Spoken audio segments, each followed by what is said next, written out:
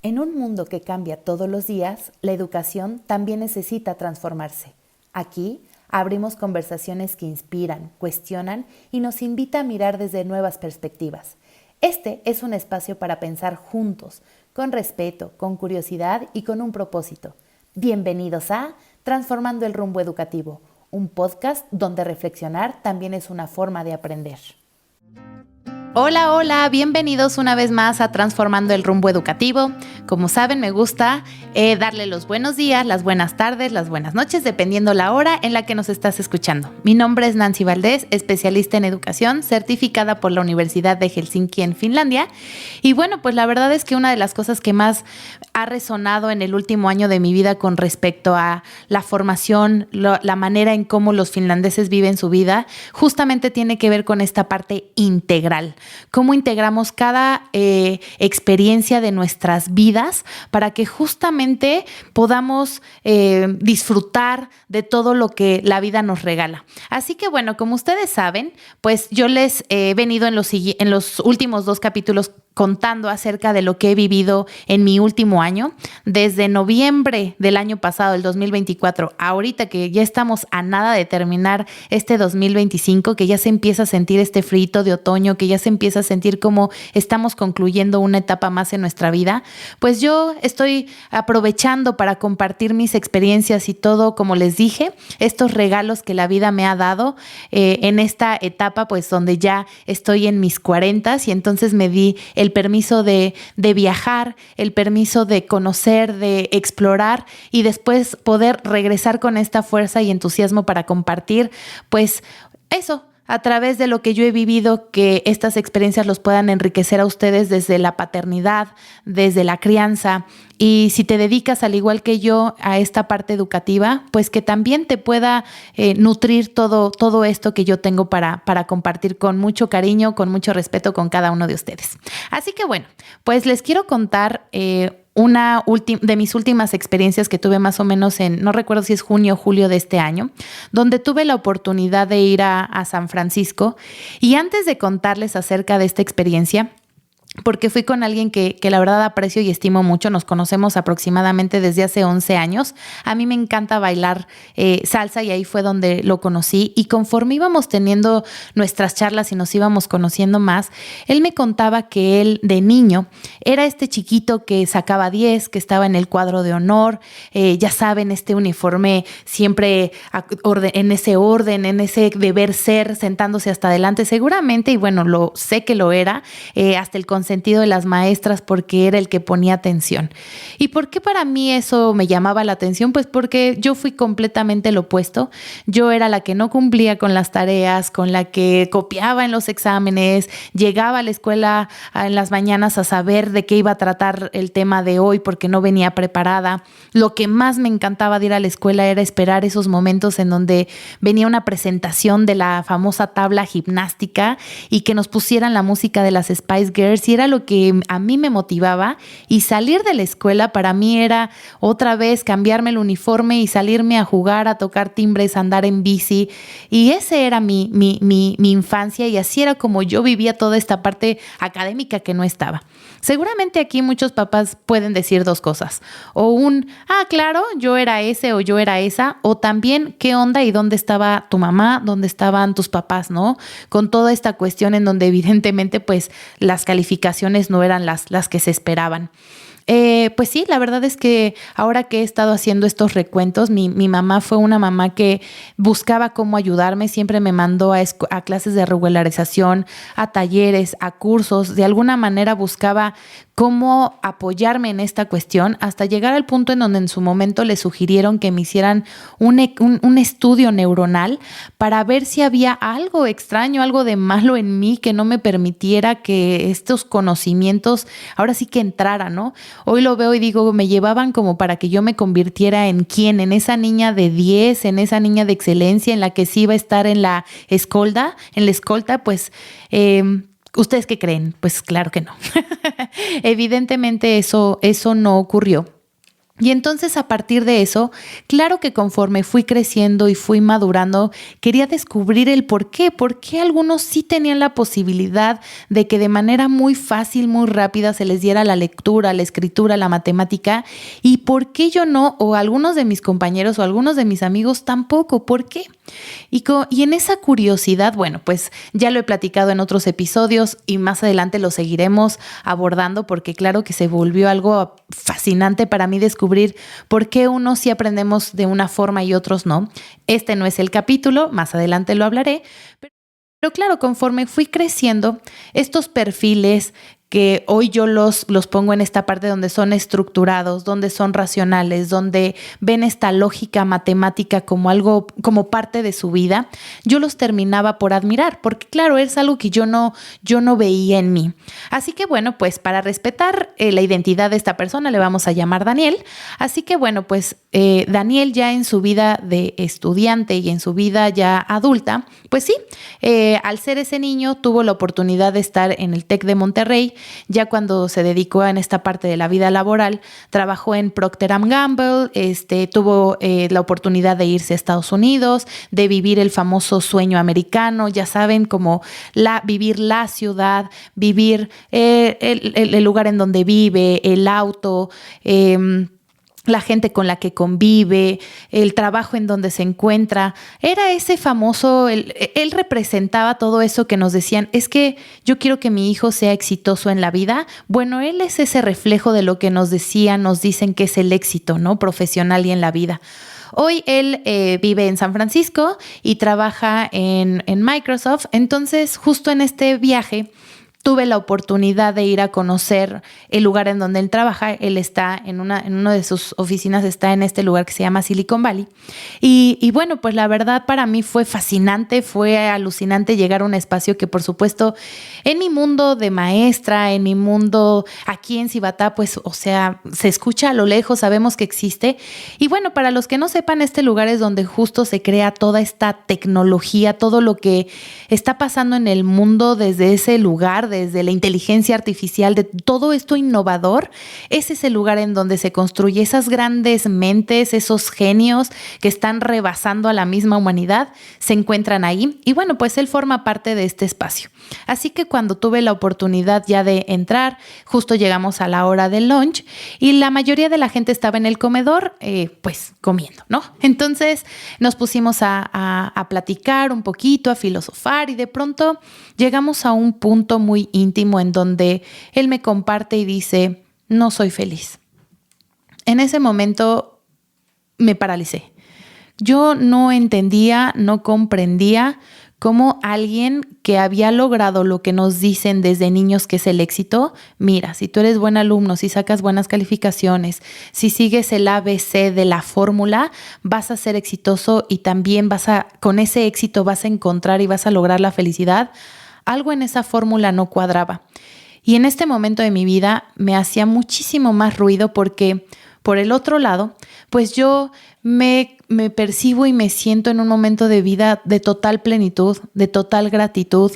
Me encanta saberme con una relación sana con mi familia, con mi mamá, que tengo amigos realmente que consolidé, que sé que están ahí para mí, en donde también profesionalmente me siento realizada y con una confianza en donde la abundancia, toda esta parte económica va a llegar, en donde también mi relación con mi cuerpo, con mi físico, en donde me siento enamorada de quién soy, de mí, de lo que he construido y de lo que me he esforzado para sentirme bien cuando me miro al espejo, fue como ¿cómo?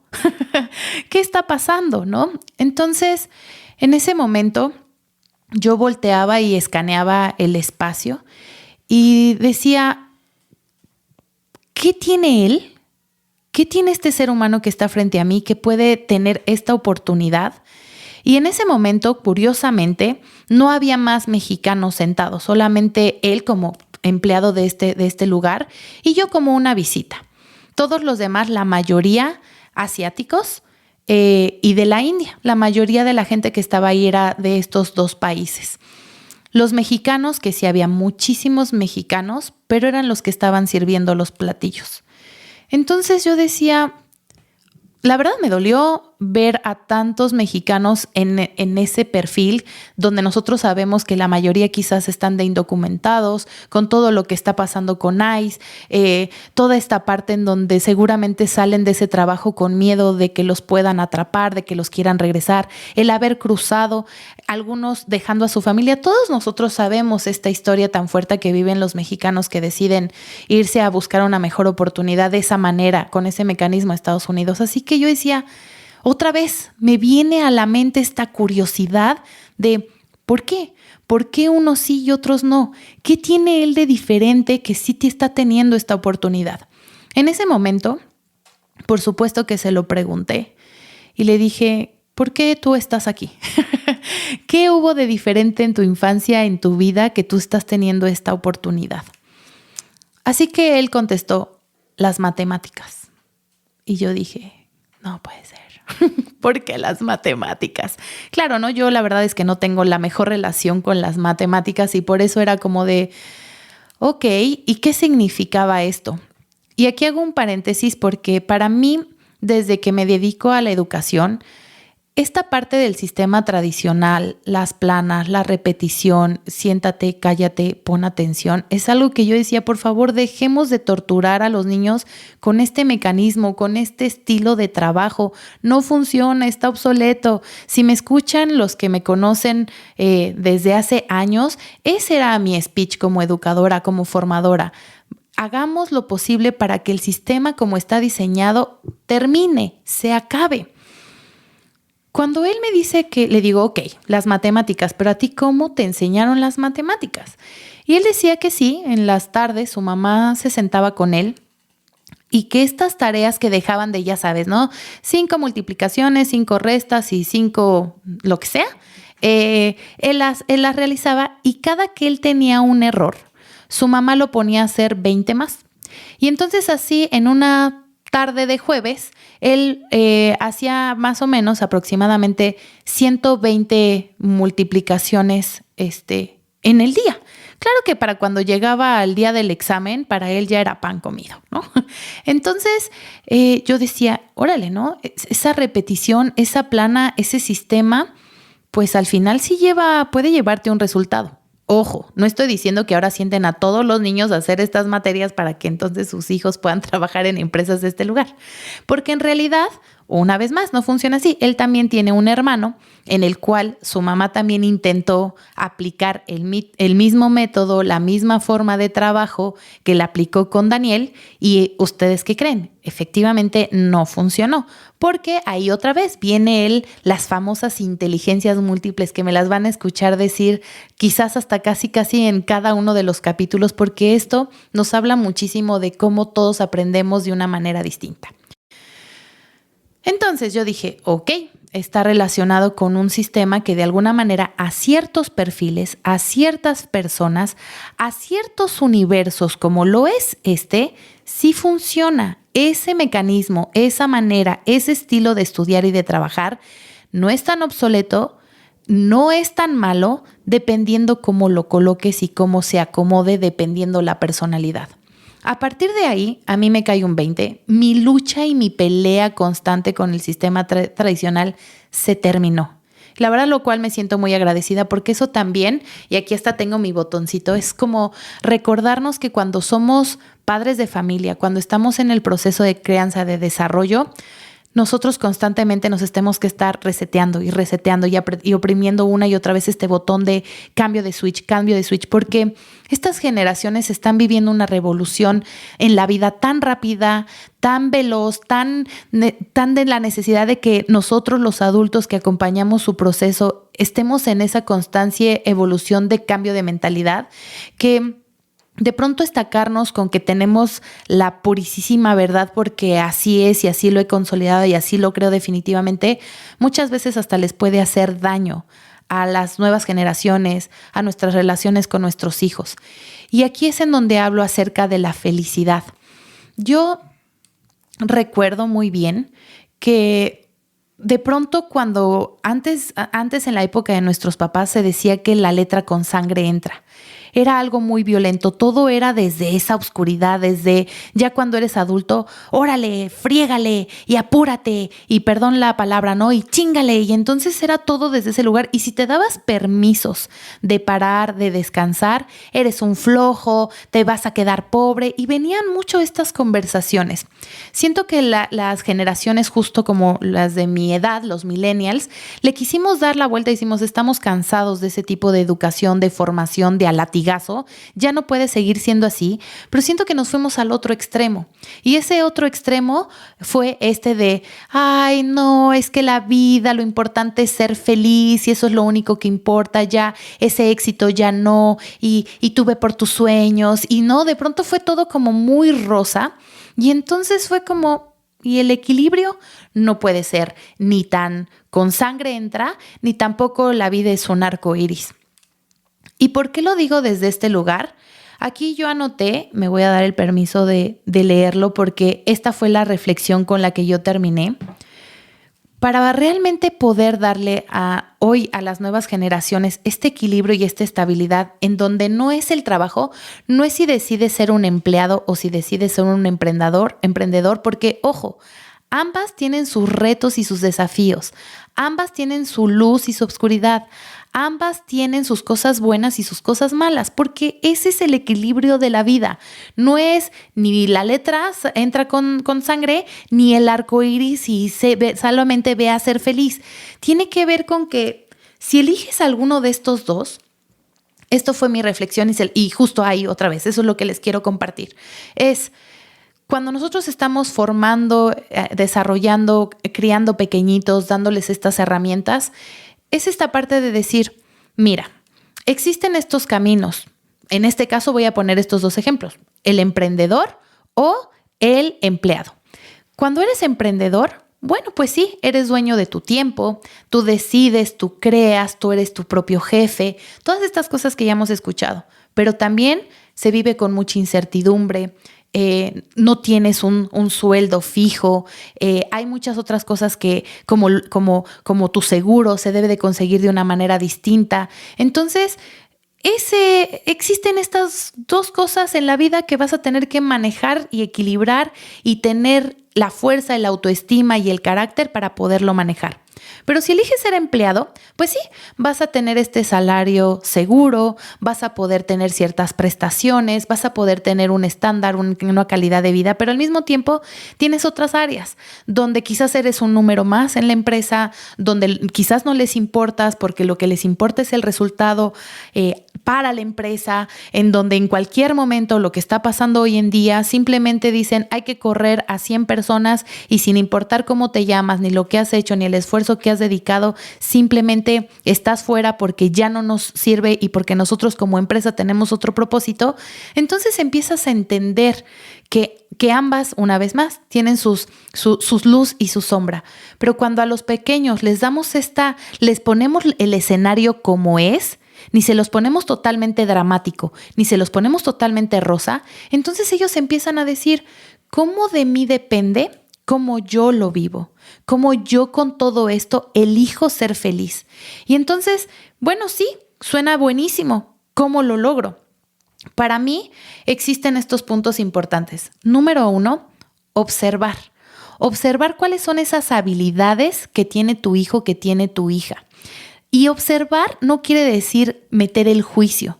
Nosotros creemos que si ya observé es porque voy a hacer un comentario. Aunque decimos, ay, es en buena onda, es un comentario para crecer. No, observar, de hecho aquí lo puse, es mirar con atención y también esta parte de conocerlo mejor y darse cuenta de algo, pero tiene que ver con poner esa atención. No hay juicio, no hay lo que yo creo. Cuando observamos a nuestros hijos desde ese lugar, nos damos, de hecho, nosotros, tanto maestros como padres de familia, de realmente conocer quién es este ser humano que está frente a nosotros. Verlo siempre en sus máximas posibilidades. Si tú me llevas a una escuela en donde el objetivo más importante es estar en un cuadro de honor y yo no tengo esa inteligencia porque yo soy más artística, yo soy más musical, yo soy más que kinestésica, es decir, que aprendo a través del movimiento, de las texturas, de las experiencias, y tú me pones en una escuela en donde esas no son las habilidades que la escuela está buscando desarrollar, entonces ahí no me estás dando la oportunidad de estar en un lugar en donde yo puedo estar en mi máximo potencial. Así que es importante que lo veas en su máxima posibilidad y de ahí elijas una escuela, un espacio en donde esto se estimule. ¿Qué es lo que normalmente pasa? Que si no eres bueno en algo, si no eres bueno en las matemáticas, entonces hay que regularizarte, hay que hacer que sí o sí te entren, hay que sí o sí llevarte a Kumon, hay que sí o sí ponerte una escuela los sábados y los domingos. Es a fuerzas querer que tenga y desarrolle estabilidad.